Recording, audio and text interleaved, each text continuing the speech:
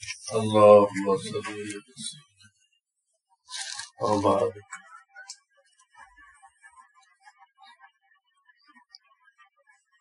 الحمد لله وكفى وسلام على عباده الذين اصطفى. أما بعد.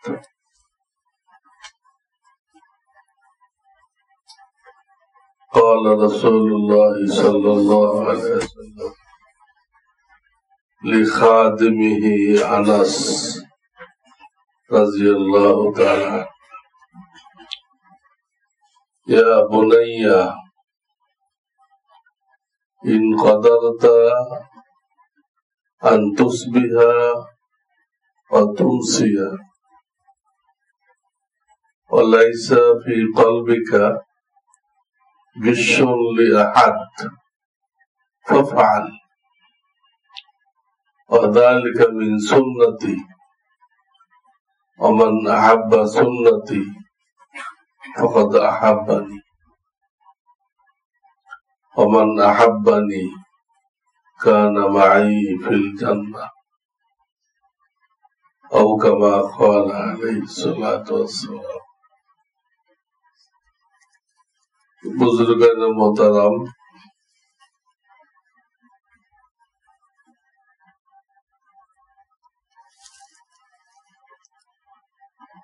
আমি একটা হাদিস পড়েছি যেখানে নবী করিম সাল্লাল্লাহু আলাইহি ওয়াসাল্লাম নিজের খাদেম হযরত আনাস রাদিয়াল্লাহু তাআলা তাকে নসিহত করতেছেন। তাকে করা মানে কি? পুরা দুনিয়ার মুসলমানদেরকে করা। কথা একজনকে বলা হয়, কিন্তু ওই লোকটা খাস না। ওই কথাটা সবার জন্য প্রযোজ্য। কি বলতেছেন? ইয়া বুনাইয়া, হে আমার প্রিয় ছেলে। খাদেমকে ছেলে বলতেছে, তাও যে কোনো ছেলে না, প্রিয় প্রিয় ছেলে। তো ইয়া বানি, তাহলে হয়তো হয়ে আমার ছেলে, বানি না, বুনাইয়া।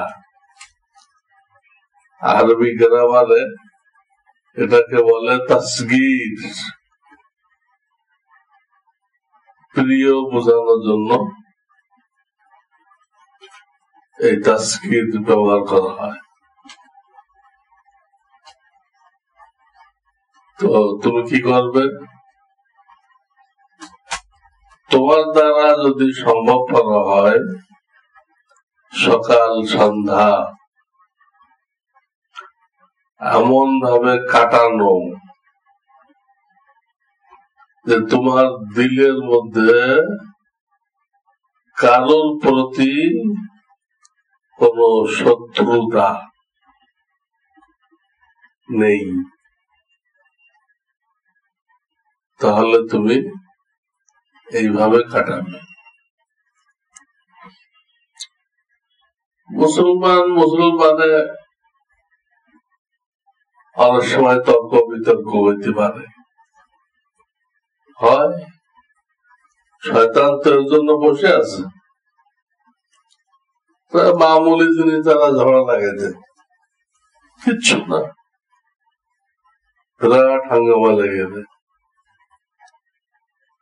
হইতে পারে। কিন্তু তার ভিত্তিতে তার সাথে শত্রুতা রাখা, তাকে ক্ষতি করার চিন্তা করা, এটার কোনো অনুমতি আমাদের ইসলামী শরীয়তে নেই। এগুলো হলো ইসলাম। আমরা অনেক সময় আমাদের সাথে যদি কেউ ঝগড়া করে, আমাদের কথার বিরুদ্ধে কথা বলে, তো তাকে সারা জীবনের জন্য আর দেখতে পারে না, তো দেখলেই মেজাজ খারাপ হয়ে যায়। সাধারণত মানুষের অভ্যাস এটা, কিন্তু এই অভ্যাসটা সহি না। ইন্নামাল মুমিনুনা ইখওয়া, সমস্ত মুসলমান যে রঙের হোক, যে ভাষার হোক,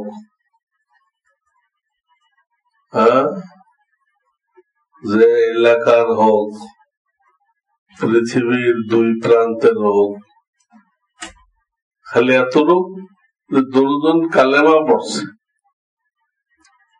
নবীজি বলতেছে কালেমা পড়ছে, তুমি চিনো আর না চিনো, তোমার ভাই ভাই বলছে, তার সাথে ভাইয়ের মতো আচরণ করতে হবে।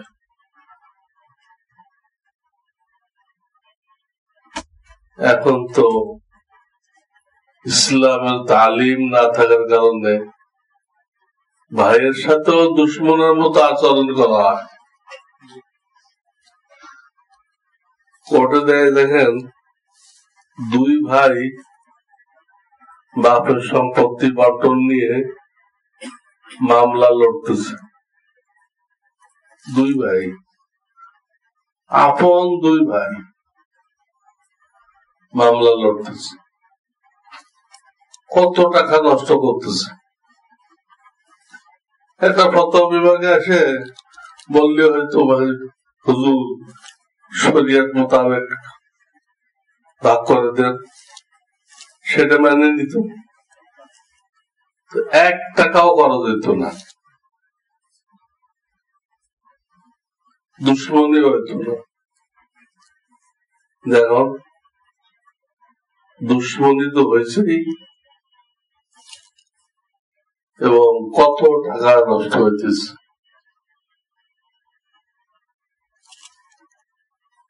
কোন কোন মামলা রায় পাইতে তো 30 বছরও লাগে।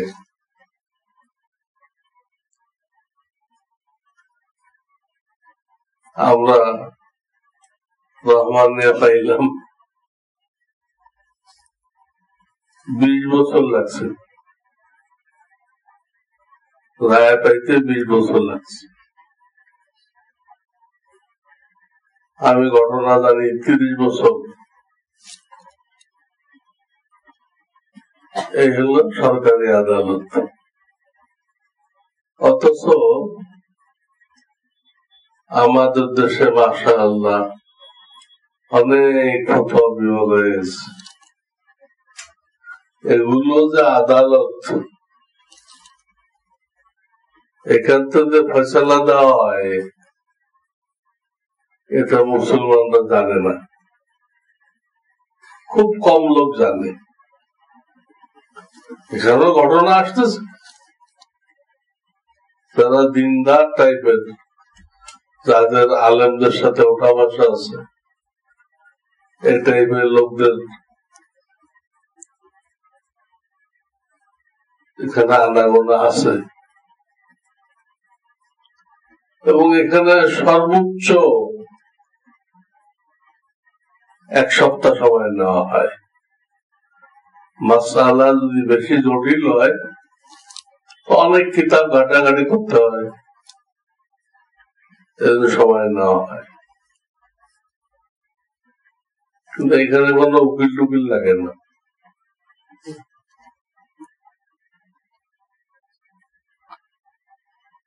কোন কোর্ট ফিও লাগে না। হাইকোর্টে তো কোর্ট ফি অনেক, একটা মামলা দাঁড় করাইতে লাখ লাখ টাকা লাগে।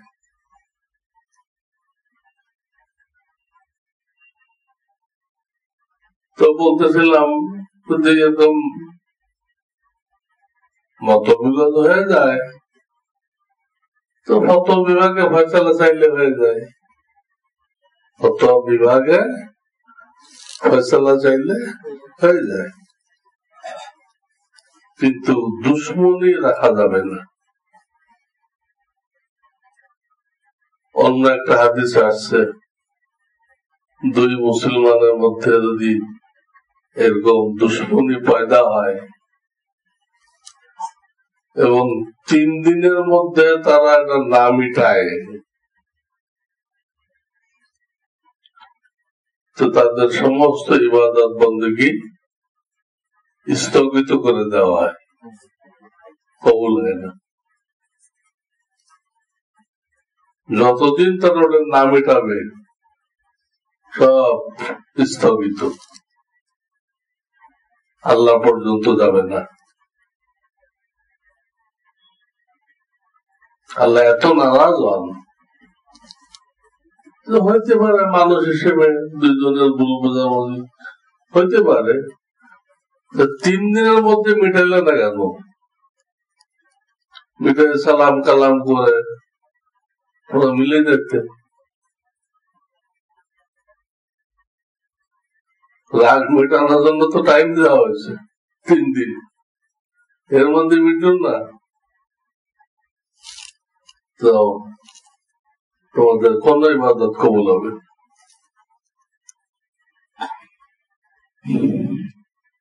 প্রিয় নবীজি সেই কথাই বলতেছে, তুমি সকাল করবা সন্ধ্যা করবা, কি অবস্থা তোমার দিলটা অন্য ভাইয়ের ব্যাপারে পরিষ্কার পরিষ্কার। মানুষের মঙ্গলের চিন্তা করো, খায়ের কাহি করো, কল্যাণ কামনা করো, শুভ কামনা করো, কোন অবস্থায় আর এক ভাইয়ের ক্ষতি কামনা করা জায়েজ নেই, ক্ষতি করার চিন্তা করা জায়েজ নেই। অথচ আমাদের দেশে দেখা যায় পাড়া প্রতিবেশী একজন আর একজনের দ্বারা অনেক ক্ষতিগ্রস্ত হইতেছে। পাড়া প্রতিবেশী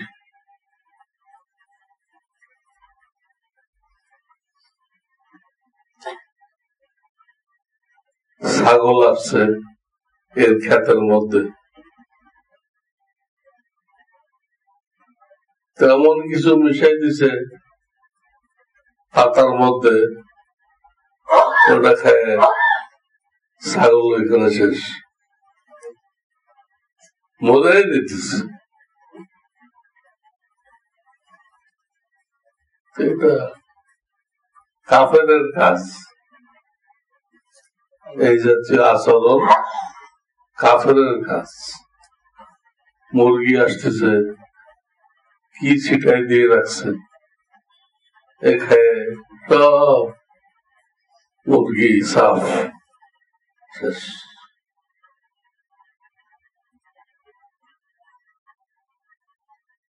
এটা ইসলামী শরীয়তের সাথে আল্লাহর হুকুমের সাথে কোনো মিল নেই। আল্লাহর হুকুম হলো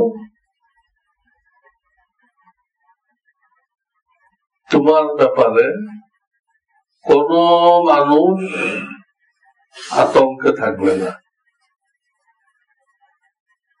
ভীত থাকবে না,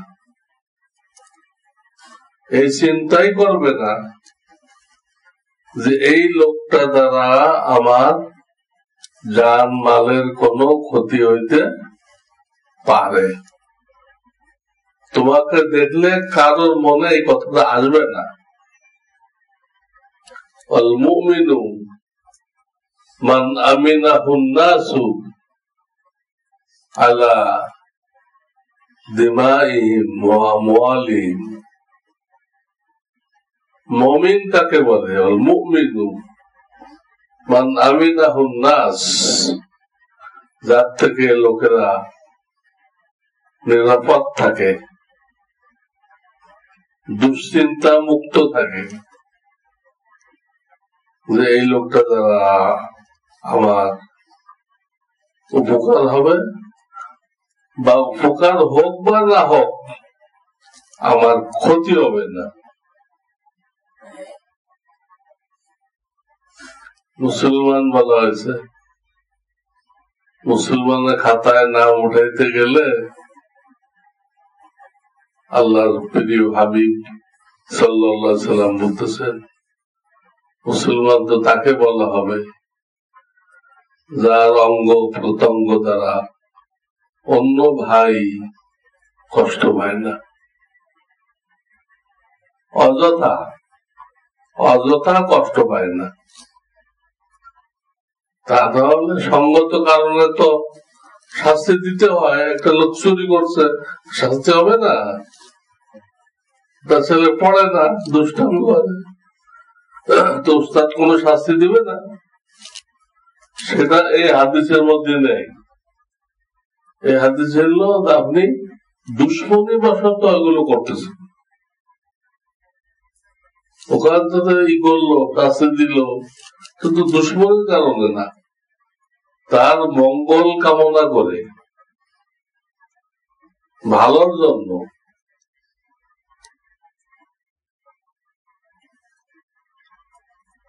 এটা স্বয়ং নবীজি মুসলমানের সংজ্ঞা বয়ান করছে। মুসলমানের সংজ্ঞা এজন্য ওলামারা বলেন, মৌলানা হওয়া, মুফতি হওয়া, হাজি হওয়া, তাহাজ্জুদ পড়া, দানবীর হওয়া, বক্তা হওয়া সহজ, এগুলো সহজ। ডাক্তার হওয়া, ইঞ্জিনিয়ার হওয়া সহজ। কঠিন কোটা মুসলমান হওয়া।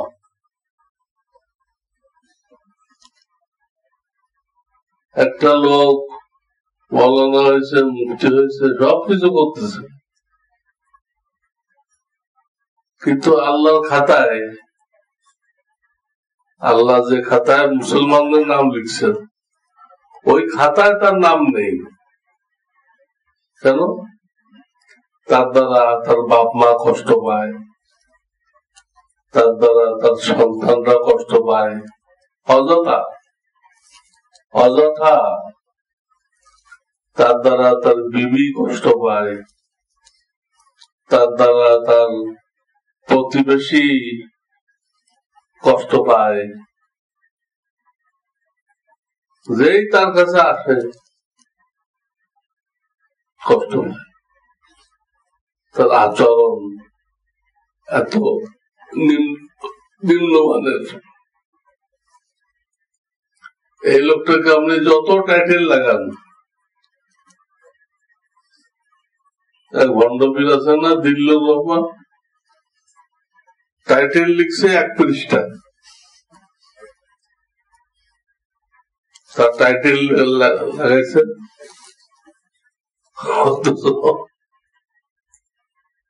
অন্য তারা হক্কানি আলেম মৌলানা, তারা সারা জীবন মেহনত করে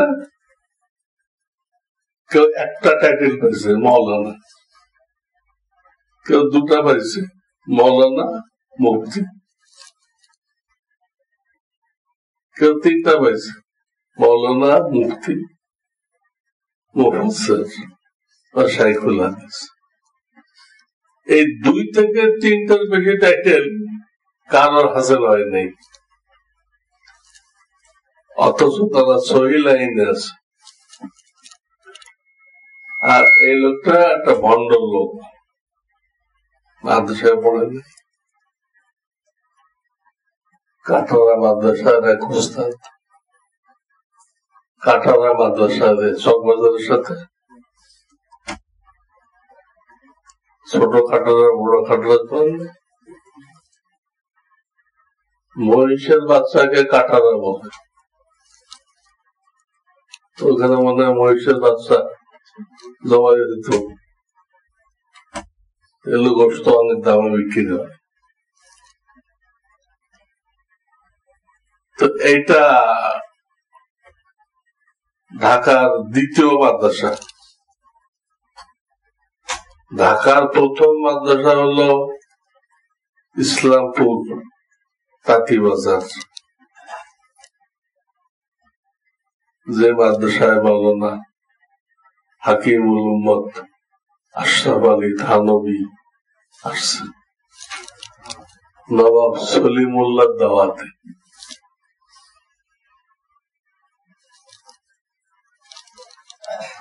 তাও পয়লা দাওয়াতে আসেন নাই, দ্বিতীয় দাওয়াতে আসছেন।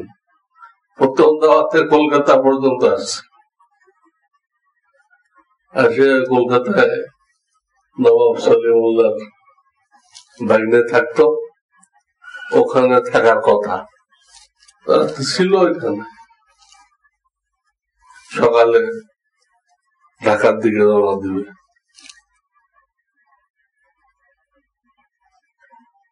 কিন্তু ভাগ্নের কিছু বেঢঙ্গা কথাবার্তার কারণে ওনার আশা হয়।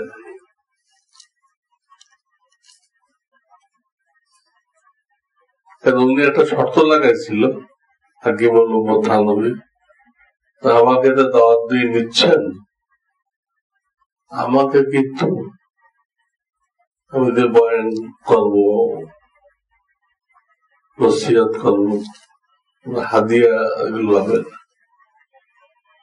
হাদিয়া দিতে হলে সে আসুক, আমার ঠিকানায় আসুক, না হয় ডাকে পাঠাই দিক, আমি হজ করবো, আর পিছন দিয়ে হাদিয়া দিবে, এরকম হাদিয়া হবে না। তো এটা নবাব সলিমুল্লাহ মানছিল।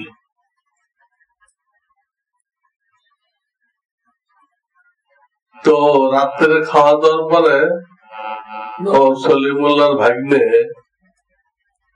বলতেছে, হুজুর আপনারা এমন কঠিন শর্ত দেন, আমাদের জন্য মুশকিল হয়ে যায়। তো মাওলানা থানভী জিজ্ঞেস করলেন, কি কঠিন শর্ত দেই আমরা? তো উনি বলতে যে আপনি শর্ত দিচ্ছেন আপনাকে কোনো হাদিয়া দেওয়া যাবে না, তো খুব কঠিন শর্ত। তো মাওলানা থানভী বলেন, হাদিয়া যদি আমি চাইতাম তো আমাকে মোটা অঙ্কের হাদিয়া দিতে হবে, আমি এত দূর থেকে আসবো, সেটা আপনি কঠিন বলতে পারতেন। আমি বলছি দেওয়া যাবে না, সেটা কঠিন হয়ে গেল।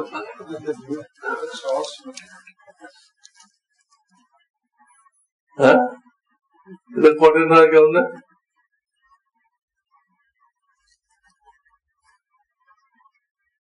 সে লোক কইতেছে,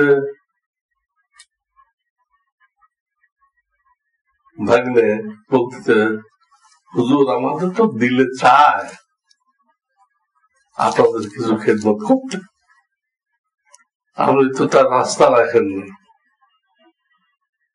এই জন্য কঠিন। সে ব্যাখ্যা দিল। তো মাওলানা থানভী বললেন যে দুনিয়াতে আল্লাহ তো আমাকে একটা ঠিকানা দিচ্ছেন,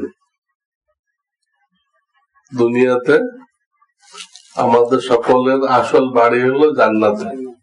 যে কালেমা পড়ছে তার বাড়ি কোথায়? এখানে আমরা বিদেশে আছি, ভিসার উপরে, 60-70 বছরের ভিসার উপরে এখানে আছি, এবং এখানে আমাদের একটা অস্থায়ী ঠিকানা আছে। কি আছে? এগুলো বাচ্চাদেরকে মুখস্থ করাইবেন আপনারা। আমাদের বাড়ি ওখানে, আসল বাড়ি না, আসল বাড়ি জান্নাতে, ওটা অস্থায়ী ঠিকানা। আমাদের ছেলে মেলে চাকরি করতে যায় বিদেশে, ওখানে কি তার বাড়ি আছে? অস্থায়ী ঠিকানা আছে। দেশেরটাও অস্থায়ী ঠিকানা। তো ভাগ্নে এই ব্যাখ্যা দিল যে আমাদের তো দুর্মনে চায়, আপনি তো রাস্তা রাখেন নাই। হাকিমুল উম্মত বলেন, কেন? আমার তো ঠিকানা আছে, তুমি সেখানে যাও, আমার কাছে পারমিশন নিয়ে দাও। আগে পারমিশন নিতে হবে, খাদ্য দিতে হলে আগে অনুমতি নিতে হবে, এবং যতদূর সম্ভব গোপনে দিতে হবে। হাদিয়ার আদা বললে এটা। অথবা তুমি অনুমতি নিয়ে মানি অর্ডার করো। তবে রাস্তা বন্ধ করলাম কোথায়? কত রাস্তা খোলা আছে। আমি একটা রাস্তা নিষেধ করছি, আমি বয়ান করব, ওই বয়ানের পরে আমাকে হাদিয়া দিবেন না, আগে বলে দেন।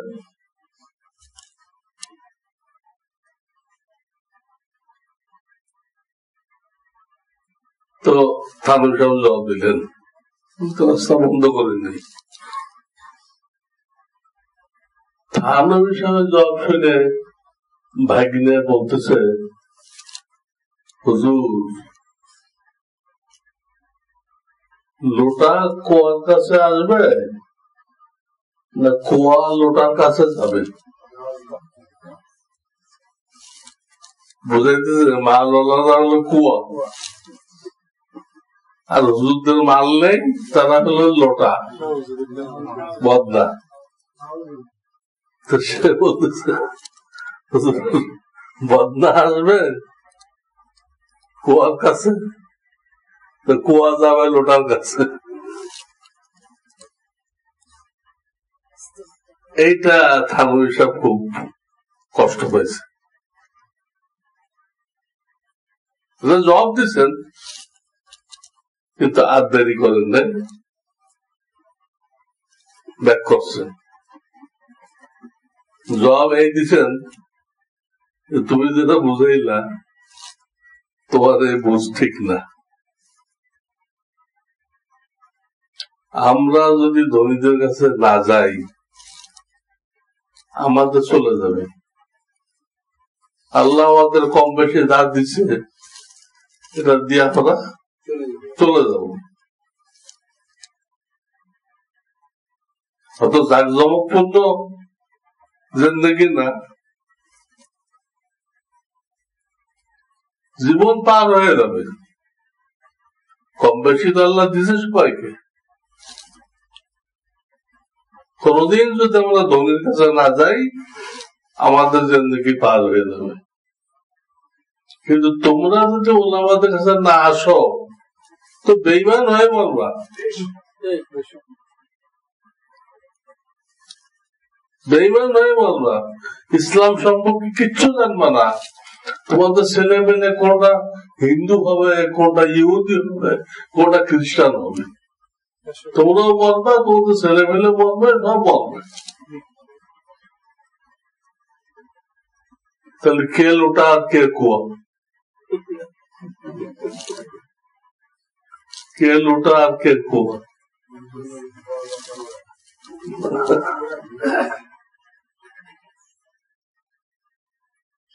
আমরা তাদের এই এলাকা দ্বারা ইলেকশন করে, ইলেকশন আগে সব আসে পাও দূরে সালাম করে। আমরা তো কোনোদিন তাদের কাছে যাই না, কোন দরকার নেই।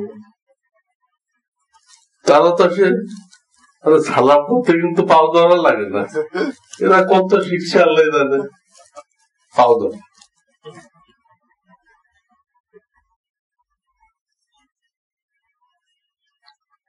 কাজে আলেমরা পয়সাওয়ালাদের মুখাপেক্ষী না।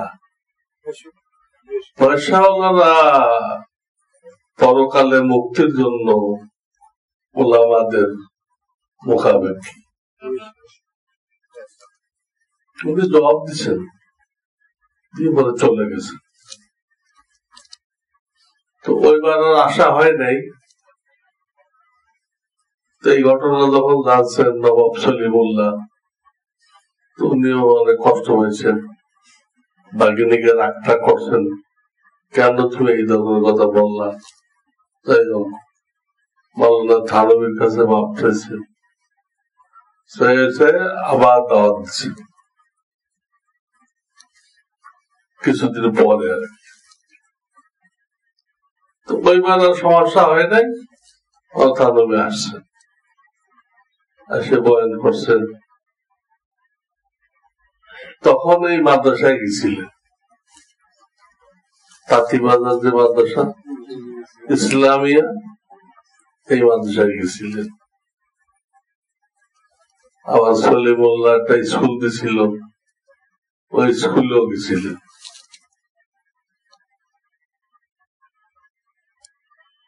তো সলিমুল্লাহ স্কুলে গেছেন এবং হাজিরা রাখছেন। ছাত্রগুলো কোন এলাকার,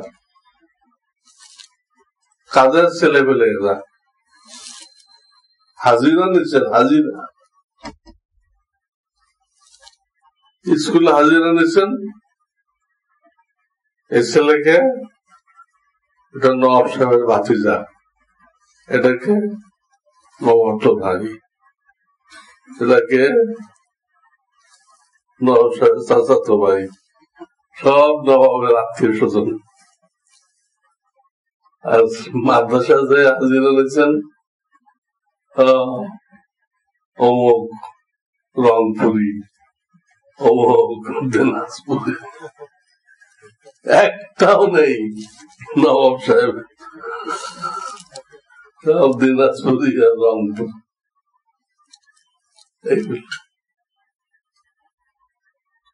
সলিমুল্লাহ একটা প্রশ্ন করছেন, নবাব সলিমুল্লাহ, এই ঢাকা বিশ্ববিদ্যালয়ের জায়গা কিন্তু সলিমুল্লাহ দেওয়া,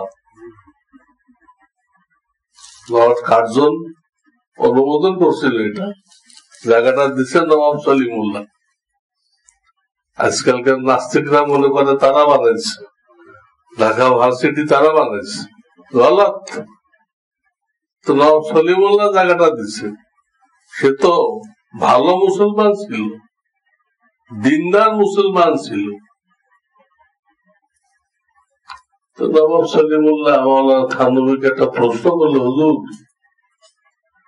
এই মাদ্রাসা যারা পড়ে এরা সাহসী হয় না কেন? খুব ভীতু টাইপের, ভয় পায়, কথা বলতে সাহস পায় না, হীনমন্য, এরকম কেন?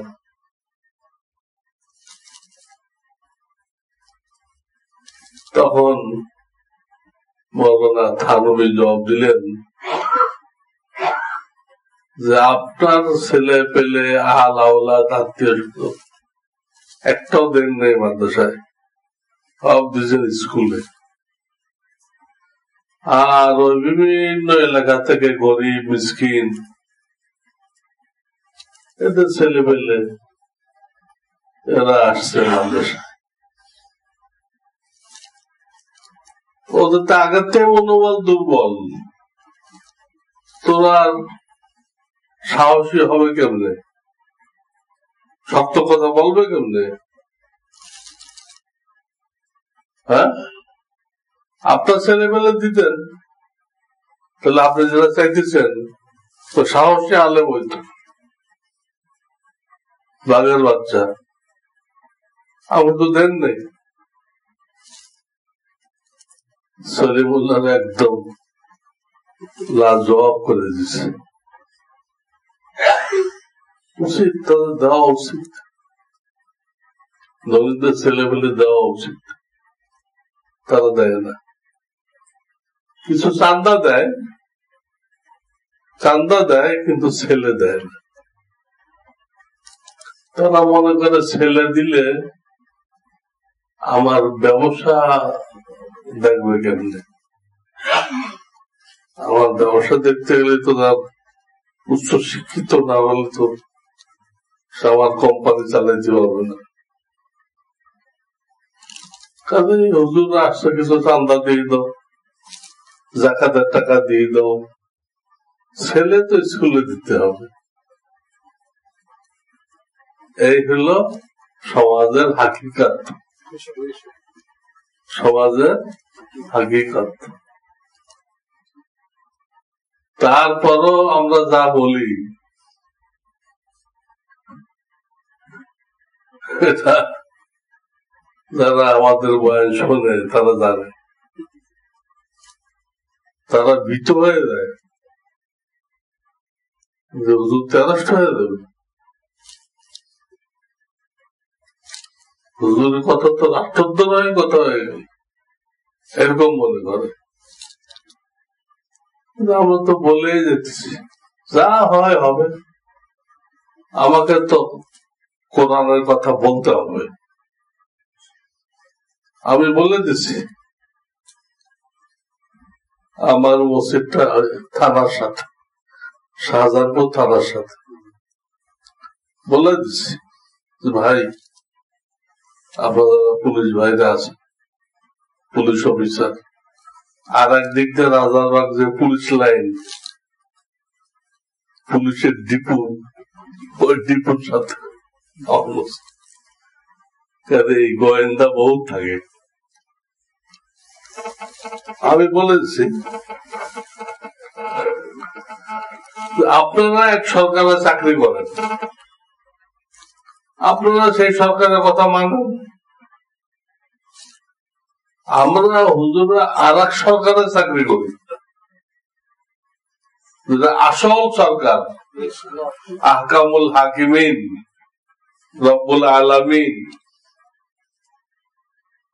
যিনি দুনিয়ার সরকারকে ফুলের মালা দিয়ে বসান, জুতার মালা দিয়ে নামান, আমরা সেই সরকারে চাকরি করি। তিনি আমাদের কিছু দায়িত্ব দিচ্ছেন, সে দায়িত্বের মধ্যে আছে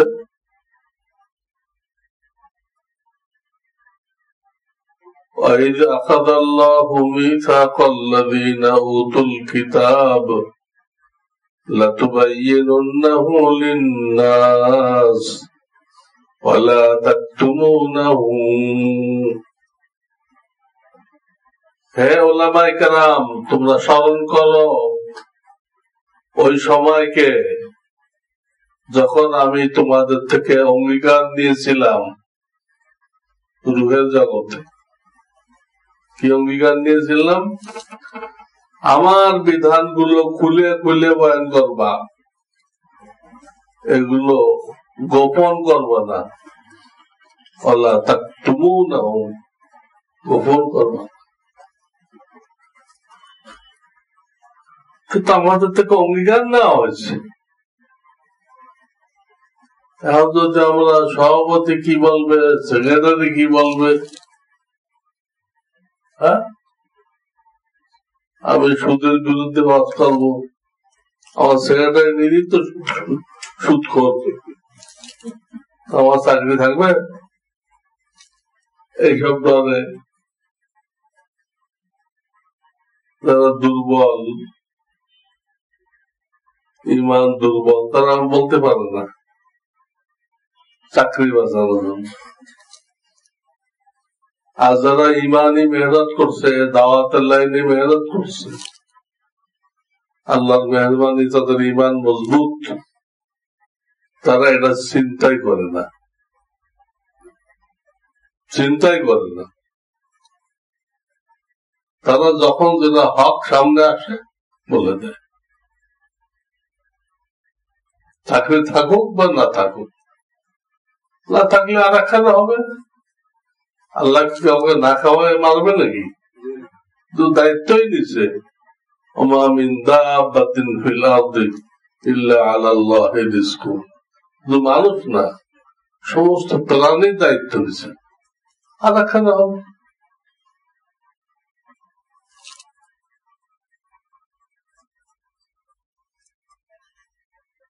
আমি এখন যেখানে আছি সেক্রেটারি সাহেব আমার কাছে আসছে আমি যাওয়ার আগে, তো বিভিন্ন আলোচনা হয়েছে। আপনি গেলে কোন শর্ত আছে? শর্ত আছে। কি আমি কি বলবো এটা আপনারা কোন শর্ত দিতে পারবেন না, এই বিষয়ে কিছু বলবেন না, এরকম কোন শর্ত আপনাদের দেওয়ার অধিকার নেই। আমি ধর্মীয় প্রয়োজনে যেটা ভালো মনে করি ওটা বলবো,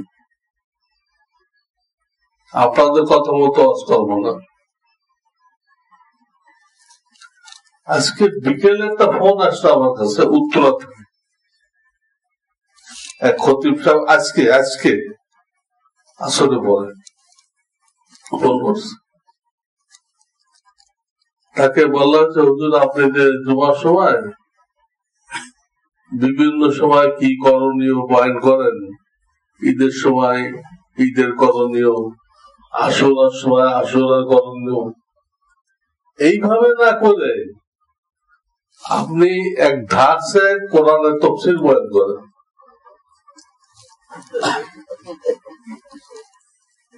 মুসল্লিরা বা কমিটি ওয়ালারা খতিবকে এই কথা বলছে, আর খতিব কি উত্তর দিবে এটা আমার সাথে বোঝাপড়া করছে, তো গলত কথা। আপনি যারা করতেছেন এটাই ঠিক, যখন যে ইবাদত সামনে আসবে ওটা নিয়ে কথা বলতে হবে, ওটা শিখাইতে হবে, ওটার মধ্যে কি ভুল আছে ঠিক করতে হবে। আর তারা যেটা করতেছে এক ধাসে তাফসীর, এটার জন্য একটা দিন ঠিক করেন, সপ্তাহে কোন একটা দিন বাদ আলী শাহ আপনি এক রুকু কি করবেন, এক রুকু তাফসীর করবেন, তাদের তাফসীর শোনার আগ্রহ শুনবে, এই হলো সিস্টেম। কিন্তু জুমার বয়ান আপনি এক ধাঁচে করবেন, তাহলে দেড় সময় দিয়ে ইবাদত আসবে ওটা সম্পর্কে তারা কিছুই জানলো না। কথা কথা এখন ঈদুল আজহা, কি ধরনের গরু কিনতে হবে, কত বয়স, দাঁত আছে কিনা, শিং আছে কিনা, শর্ত আছে না, এগুলো বয়ান করতে হবে। আপনি সূরা ইউসুফের তাফসীর করলেন, আর কুরবানি ঈদ আপনি ইউসুফ জুলাইখার কিসসা, কারণ কুরবানি হবে নয়, কাজে তারা গলত করতেছে, ভুল বলতেছে। যাই হোক, লম্বা কথা। তো বলতে চাইলাম ঢাকার প্রথম মাদ্রাসা কোনটা? ওটা। 2 নম্বর মাদ্রাসা হলো কাটারা, চক বাজারের সাথে।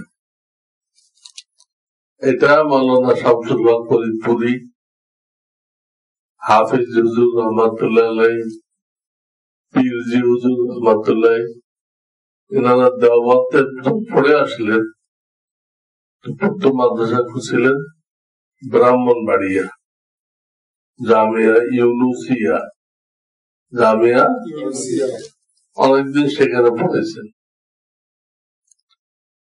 কোন কারণে সেখানে লোকজনের সাথে ওনাদের বনিবনা হয় নাই, তখন ওনারা আসছেন ঢাকায়। তো ওই এখন যেগুলো মাদ্রাসা এগুলো খালি পড়েছিল, তো সব নবাবদের জায়গা, খালি পড়েছিল, অনেক বড় জায়গা। ওরা তাদের থেকে পারমিশন নিয়ে ওখানে বসে গেছে। দ্বিতীয় মাদ্রাসা কোনটা? এই বড়। তৃতীয় মাদ্রাসা লালবাগ, তৃতীয় মাদ্রাসা কোনটা? লালবাগ। ওখানে একটা বিষয়ে একটু মতবিরোধ হয়ে গেল, মাওলানা শামসুল হক ফরিদপুরি আর পীরজি হুজুরের মধ্যে। শামসুল হক ফরিদপুরি রহমতুল্লাহ বলতেন, প্রাথমিক স্তরের বাংলা এটা আমাদের মাদ্রাসায় থাকার দরকার। আমার ছেলে মেয়ে যা পড়তেছে জনগণের সামনে পেশ করবে কেমনে? মাতৃভাষার কিছু একটা জ্ঞান যদি না থাকে তো তার এলেমটা প্রকাশ করবে কিভাবে? বই লিখতে হবে, কেমনে লিখবে? এটা এনার চিন্তা। কিন্তু এটা পীর যে হুজুর উনি মানতেন না, ওনার বুঝে আসতো না। ওনার কথা ছিল যার বাংলা পড়তে হয়, কত স্কুল কলেজ আছে, দাম হয়ে যায় পড়ে। আমাদের এখানে আসতো কেন? যার বাংলা পড়তে হয় স্কুলে যাও, আমাদের এখানে না। আমাদের দেওবন্দের যা নিসাব ওটা, ওর বাইরে কিছু বলা যাবে। এই পয়েন্টে দুই মুরব্বীর মধ্যে মতবিরোধ হয়ে গেল। তো ওনারা তার মারামারি করতে হলো, মানুষ না, বিরোধ হয়েছে, ঠিক আছে। তখন হাফিজ হুজুর এই শাহী মসজিদের ইমাম ছিলেন। উনি কমিটিকে বলে যেহেতু জায়গা পড়ে আছে আমরা এখানটা মাদ্রাসা করি, কমিটি রাজি হয়ে গেছে। তখন শামসুল হক ফরিদপুরি, হাফিজ হুজুর ওরা লালবাগ চলে আসে। এনারা যে মাদ্রাসা করে, এই প্রথম মাদ্রাসার মধ্যে প্রাথমিক স্তরের বাংলা ঢুকানো হয়। প্রাথমিক স্তর। এখন আমাদের শিক্ষা বোর্ড আছে, এদের তো মূল নীতির মধ্যে আছে ম্যাট্রিক লেভেলের বাংলা ইংরেজি থাকবে, এতটুকু থাকবে, এর বেশি। শামসুল্লাহ ফরিদপুরে যা করেছে আমাদের শিক্ষা বোর্ড আর একটু বাড়াই দিছে। যাই হোক, তাদের মূলনীতি এটা। এটা হলো তৃতীয় মাদ্রাসা লালবাগ, এরপরে হলো ফরিদাবাদ। ওইটা আগে ভদ্রলোক কিনছিল সিনেমা দেওয়ার জন্য, তো তার আবার শামসুল হক ফরিদপুরের সাথে পরিচয় ছিল। হুজুর যখন জানলেন যে ওনার লোক অত গাঢ় না, মোটামুটি পরিচয়, ওনার লোক সিনেমা দেওয়ার জন্য জায়গা কিনছে, তার খবর দিলেন তুমি দেখা করো। তো সে লোক তো বুঝছে কি জন্য খবর দিচ্ছে, এইটাই তো বলবে। দেখেন সেই ধরনের মুসলমানরা এত ডিগ্রিধারী ছিল না, কিন্তু ওলামাদের প্রতি শ্রদ্ধা ছিল, জ্ঞান ছিল। সে ওই জমি মাদ্রাসার নামে দলিল করছে, করে দলিল সাথে করে নিয়ে দেখা করতে আসছে।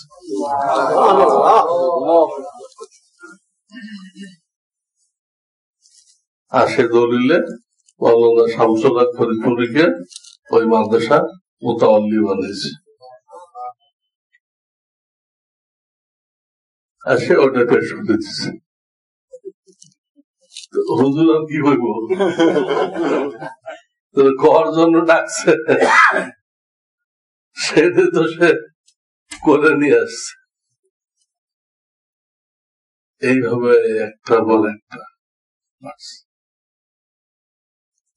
আল্লাহ, তো কথা কি চলতেছিল, এখানে আসলাম কেন এই বয়ানে?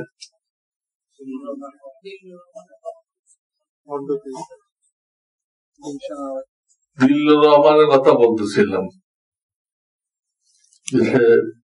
টাইটেল লাগাইছে 1 পৃষ্ঠা। দিল্লুর রহমানকে এই বড় কাটরা মাদ্রাসার একজন উস্তাদ, নাম মাওলানা রুকনুদ্দিন,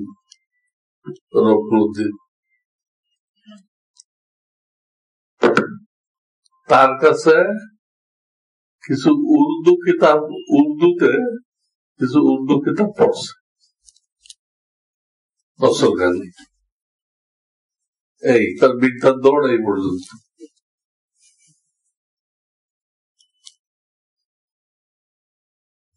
এরপর তো সে যত টাইটেল আছে সব লিখতেছে।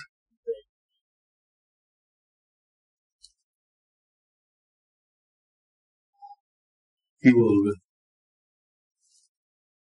তাদের দেখলে মনে হয় এদের মতো সুন্নতের উপরে আর কেউ নেই। হ্যাঁ, লুঙ্গি পরে সেলাই করা ছাড়া, গোল জুব্বা, পাগড়ির উপর রুমাল, আল্লাহ, এবং অনেক গাড়ি, সেই গাড়িতে করে ঢাকার বিভিন্ন এলাকায় সুন্নতি তেল, সুন্নতি ডাল, এগুলো সব বিক্রি করতেছে।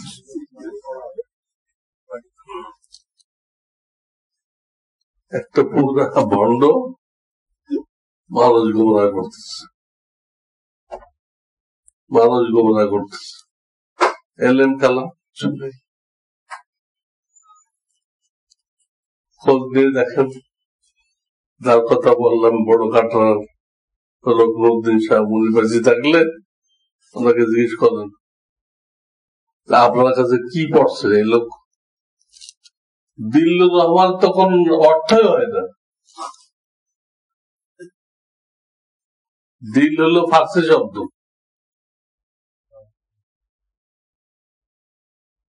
এক অংশ ফার্সি আর এক অংশ আরবি তো হয় না। রহমানের দিল, আর আরবি ধরেন তাহলে হলো জদ দিয়ে, জদ, তাহলে অর্থ হয় রহমান যাকে গোমরা করে দিছে।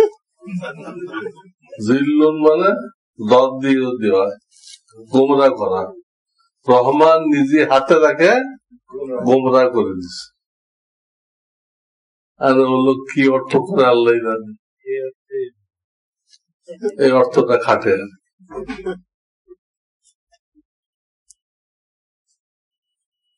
আবার সে বলে যে টাইটেল ব্যবহার করা হয় না আল্লাহ নবী সুন্নত। আল্লাহ নবীর কি টাইটেল ব্যবহার করছে? কোন কিতাবে দেখছেন আল্লাহ নবীর টাইটেল? মানুষ গোমরাহ করতেছে। তো যাই হোক, আমি একটা হাদিস বলতেছিলাম, আনাসকে নবীজি বলতেছে সকাল সন্ধ্যা করো, কারোর প্রতি তোমার বিদ্বেষ, দুশ্মনী, শত্রুতা, তোমার সাথে বেয়াদবি করতে পারে, মাফ করে দাও, মাফ করতে শিখো। তোমার কত গুনাহ আছে আল্লাহ মাফ করে দিবে, তুমি আমার মাফ চাও ছাড়াই আল্লাহ মাফ করে দিবে। মাফ করো, কিন্তু কারো ক্ষতি চিন্তা করুন। শরিয়াতেও নিষেধ এবং সায়েন্সের দিক দিয়েও নিষেধ। যারা ক্ষতির চিন্তা করে, গুনাহের চিন্তা করে, এতে কিন্তু স্বাস্থ্য নষ্ট হয়। ক্ষতির চিন্তা করলে বা গুনাহের চিন্তা করলে স্বাস্থ্যের উপরে খারাপ প্রভাব পড়ে, স্বাস্থ্য নষ্ট হয়ে যায়।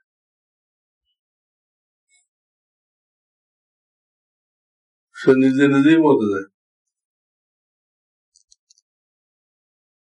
আর শরীয়ত মোতাবেক চললে আখিরাত তো আছেই, দুনিয়া তো তার মন প্রফুল্ল থাকে এবং সে বুড়া বয়সে এত কাজ করতে পারে, যুবকরা পারে না। কি রুহানি শক্তি আল্লাহ আল্লাহদের চলে। এই আমাদের প্রফেসর হামিদুর রহমান সাহেব রহমাতুল্লাহ আলাই চলে গেছে, মৃত্যুর আগ পর্যন্ত সারা বাংলাদেশ ঘুরতে রয়েছেন। বহু জায়গায় উনি মাদ্রাসা করছেন, এইসব মাদ্রাসায় উনি খোঁজ দিতে গেছেন পড়াশোনার অবস্থায়। যে বয়সে কেউ ঘরেতে বের হয় না, সে বুঝতেছে আমি যে কোনো মুহূর্তে কবরে যাব, আমি মৃত্যু পথ যাত্রী। সে বেরোবে বাড়ির থেকে, সেও বুঝতেছে, তার লোকেরাও বুঝতেছে। ওনাদের এগুলো কোনো খেয়াল নেই। বাস যতক্ষণ হায়াত আছে আল্লাহ দিনের জন্য লাগাও, যতক্ষণ হায়াত আছে আল্লাহ দিনের জন্য লাগাও। তোর হায়াত থাকবে না, চলে যাবো। সেই বাড়িতে যাই থাকি, সেই বাইরে থাকি, বাইরে থেকে যদি কেউ মরে, একটা হাদিস আছে যে মুসাফির অবস্থায় যদি কেউ মারা যায়, বাড়ির থেকে দূরে যদি কেউ মারা যায়, তো আল্লাহ তাকে শাহাদাতের মর্তবা দান করে। মওতু গুরবাতিন শাহাদাতুন, মওতু গুরবাতিন শাহাদাতুন। আমার লেখা দা আমাল সুন্নাহ, ওই কিতাব দেখ। হাকিকি শহীদ তো একটাই, ধর্মীয় জিহাদে শহীদ হয়ে যাওয়া। কিন্তু ওই মর্তবা আল্লাহ দিবে, আরো অনেককে দিবে। ওখানে আমি দেখাইছি শহীদ মোট 40 প্রকার। শহীদ মোট কত? এ যারা এলএম শিখতেছে, এলএম শিখতে শিখতে মরে যায় শহীদ। তারা এলএম শিখাই দিচ্ছে, এলএম শিখাইতে শিখাইতে মরে গেল, সে শহীদ। তারপরে বাকিটা কিন্তু দেখেন আমাল সুন্নাহ, আমার যে কিতাবটা 40 প্রকার, কোনটা এর মধ্যে আপনি আমি কোনটাতে আছি কিনা, না থাকলে কোনটাতে ঢুকি। কারণ শহীদের আল্লাহ হিসাব নেবেন না, শহীদের হিসাব নেবেন না, বিনা হিসাবে বেস্ট। কারণ কোন একটাতে ঢুকা এটা কঠিন কিছু না। তোমাকে বললেন আনাসকে, আনাস তুমি দিল পরিষ্কার রাখো, পরিষ্কার রাখো। এবং বললেন ফাযালিকা মিন সুন্নতি, আনাস এটা আমার সুন্নত, এটা আমার সুন্নত। ওমান আহাব্বা সুন্নতি ফাকাদ আহাব্বানি, আর আমার সুন্নতকে যে মহব্বত করলো সে আমাকে মহব্বত করলো। ওমান আহাব্বানি কানা মাই ফিল জান্নাহ, আমাকে যে মহব্বত করলো সে আমার সাথে জান্নাতে থাকবে। অর্থাৎ যখন তার মনে চায় আমার সাথে দেখা সাক্ষাৎ করতে পারবে। আমরা এই হাদিসটার শেষ অংশ বারবার শুনি, এই হাদিসটার শেষ অংশ ওয়ানা হাব্বা সুন্নাত, শুরুটা শোনা হয় না।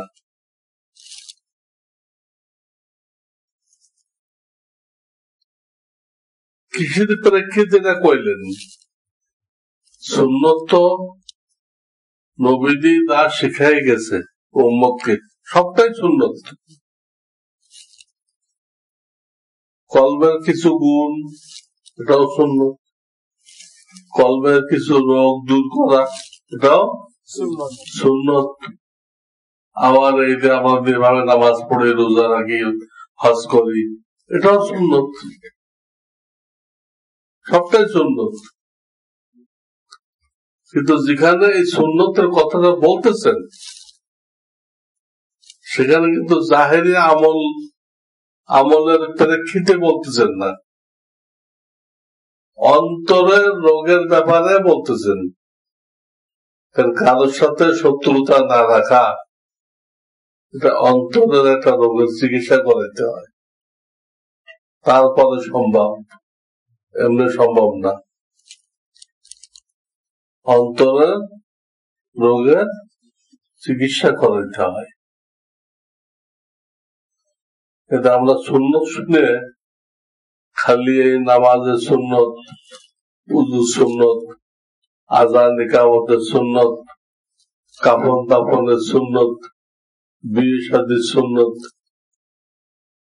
এটুক না বুঝি। এগুলো ঠিক আছে, যেটুকু আমরা বুঝতেছি এটুক ঠিক আছে, আরো বাড়াইতে হবে।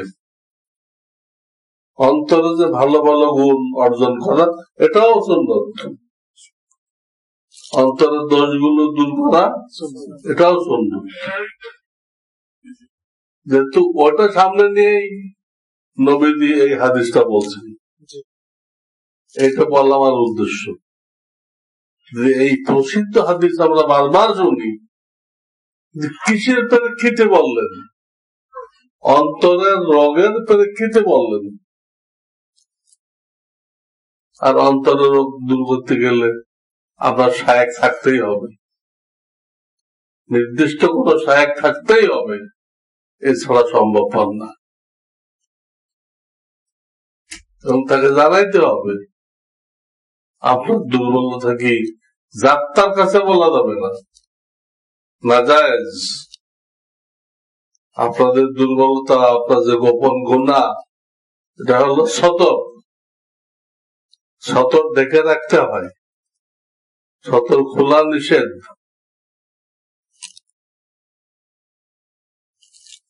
তো বাহ্যিক সতর বিবির সামনে খোলা যায়, আর আভ্যন্তরীণ সতর, অন্তরের রোগ, একমাত্র নিজের শায়েখের কাছে বলা যায়, আর কারো কাছে বলা যায় না। সেখানে বলতেছেন তাকে সাক্ষী রাখার জন্য না, চিকিৎসা নেওয়ার জন্য। তাকাবুর নামে বয়ান করছে, তার অনেক চিকিৎসা বলেনি। হ্যাঁ, মুসল্লিদের জুতা সোজা করেন, বাজারের ব্যাগ হাতে করে নিয়ে আসেন, আপনি নিজে হাতে করে নিয়ে আসেন, এতে নফস সোজা হয়ে যাবে। বুড়া বয়সে খানকায় এসে আলিফ বা তাসা পড়েন, বুড়া বয়সে আলিফ বা তাসা পড়েন, এতে নফস সোজা হয়ে যাবে। এই চিকিৎসা নির্দিষ্ট শায়েখ থাকতে হবে। অনেকে শায়েখ ধরে কিন্তু আর কোনো কাজ নেয় না, তাহলে কি হলো? এটা আপনি এটা ডাক্তারের কাছ থেকে কি নিলেন, সময় নিলেন, একটা সময় দিল আপনাকে, আপনি আর কিছু করলেন না, ডাক্তার কাছে গেলেনও না, রোগের কথা বললেন না, উনিও কোনো ওষুধের নাম বললো না, আপনি ওই শুধু টাইম দিয়েছিলেন, অ্যাপয়েন্টমেন্ট ওইটুক করে বসে আছেন। এতে কি কোনো ফায়দা হবে? বলেন, ফায়দা হবে? হালাত বলতে হবে, হালাত বলতে হবে, শায়েখের চিকিৎসা অনুযায়ী নিজেকে মিটাইতে হবে। এখানে কোন আপত্তি করা যাবে না। এক জায়গায় জিজ্ঞাসা করা, প্রশ্ন করা জরুরি। যারা তালেব ইলম ছাত্র, তাদের প্রশ্ন করা জরুরি, মানে কিতাব বুঝবে না। আর যারা সালেক মুরিদ, তাদেরকে যে চিকিৎসা দেওয়া হয়, এখানে প্রশ্ন করা নিষেধ। প্রশ্ন করা, যেটা শায়েখ বলছে ওটা করো। একই রোগের এক একজনের এক এক রকম চিকিৎসা দেওয়া হয়। শায়েখের দিলে আল্লাহ যেটা ঢালে ওটা দেয়, একরকম হওয়া জরুরি না। হযরত হাফিজ হুজুর রহমাতুল্লাহ বলতেন, যে ছাত্র প্রশ্ন করে না, মাদ্রাসার ছাত্র কথা বলতেন, প্রশ্ন করে না, আর যে মুরিদ প্রশ্ন করে, এই দুটা ছাগল, এদেরকে মাঠে পাঠাই দেওয়া ঘাস খাইতে, এরা কিচ্ছু হবে না। যে ছাত্র প্রশ্ন করে না আর যে মুরিদ, আমাকে এই জিকির দিলেন কেন? আরে তোমার কাছে ঈশ্বর জিকির দেওয়া হবে? ওনার দিলে আল্লাহ যেটা দিচ্ছে ঢালছে, উনি ওটা দিচ্ছে, তোমার আপত্তি করার কিছু নেই। হাফিজের জন্য কথা বলতে, ছাত্র প্রশ্ন করতে হবে, মুরিদ প্রশ্ন করতে পারবে না, তাহলে সে কামিয়াব হবে। তাহলে আমরা বুঝতে পারলাম যে অন্তরের ভালো গুণগুলো অর্জন করা এবং খারাপ গুণগুলো দূর করা, এটাও সুন্নত। এবং এটাকে সামনে রেখেই নবীজি হাদিসখানা বলেছেন। এই কথাটা মাথায় বসানোর জন্য আমি এই হাদিসটা বলছি। হাদিস তো লম্বা, কিন্তু আমার উদ্দেশ্য এইটুকু। অন্তরকে সামনে রেখে নবীজি বলছেন, মানে হাব্বা সুন্নতি, আমার সুন্নতকে মহব্বত। আল্লাহ আমাদেরকে বুঝবার তৌফিক দান করে, আমল করার তৌফিক দান করে। وآخر دعوانا أن الحمد لله رب العالمين. سبحان الله وبحمده.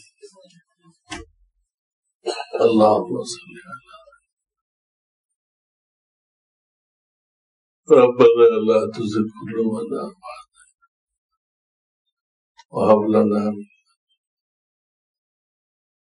يا حي أصلح لنا شأننا ولا تكلنا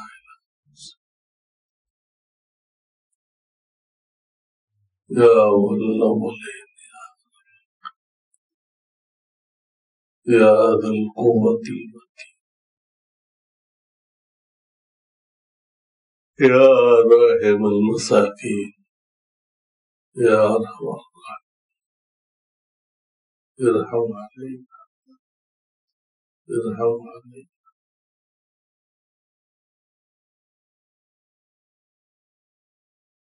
اللهم زين بالإيمان وأصلح قلوبنا من الأخلاق الرذيلة وزينه بزينة وكره إلينا الكفر والفسوق والعصيان رب ارحمهما كما ربياني. سبحان ربك رب العزة وسلام على المرسلين والحمد لله رب العالمين. آمين.